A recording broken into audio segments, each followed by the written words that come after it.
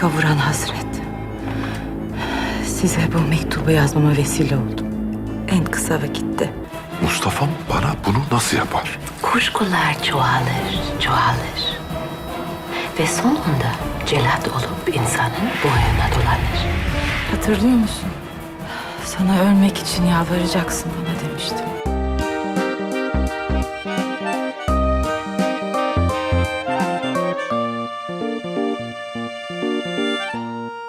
Kızlar, neydi bilgiler alıp kayttınız mektepten? Ko'rsatыңыз әлме дневник varağızına.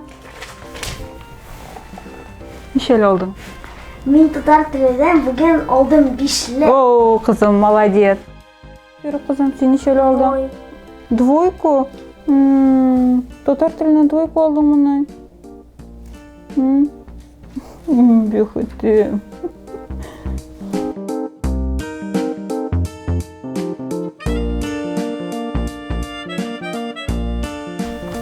Anne, O kızım, bu ne değil? bu Türk dili kızım. Ben onu anlayayım. Kızım, Tatar tilini anlasan, barlıq Türkiye tillerini de anlayışacaksın.